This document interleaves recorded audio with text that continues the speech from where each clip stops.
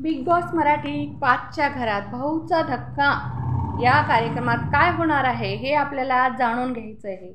तर कालच्या म्हणजे मागच्या भागामध्ये जे कॅप्टन्सी टास्क चालू होतं त्याच्यामध्ये जो राडा झाला आणि त्या याच्यामध्ये आर्यानं जे कृत्य केलं त्याच्याविषयी आज भाऊच्या धक्क्यामध्ये बोललं जाणार आहे आणि आर्याला काय शिक्षा होणार हे सगळं आज भाऊच्या धक्क्यामध्ये निर्णय होणार आहेत.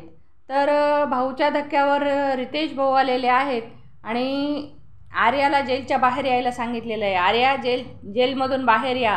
तुम्ही स्वतःला काय समजता? तुम्हाला राग आला का कोणावरही हात उचलणार? आर्या, तुम्ही जे केलं ते 100% इंटेन्शनल आहे. तर ते तुम्ही असंच करता का? तुम्ही घरामध्ये पण असंच करता का? असं रितेश भाऊ आर्याला विचारत आहेत आणि आर्या म्हणते मी घरी असं काही करत नाही असं आर्या सांगते. आणि रितेश भाऊ बिग बॉसला विनंती करतात की आपला निर्णय सांगावा, म्हणजे आर्याविषयी काय निर्णय घ्यायचं ते बिग बॉसने सांगावा असं रितेश भाऊ बिग बॉसला रिक्वेस्ट करतायत. तर आता भाऊच्या धक्क्यामध्ये आर्याला काय शिक्षा होईल हे पाहायचं आहे. तर यापूर्वीही असे प्रकार घडलेले आहेत.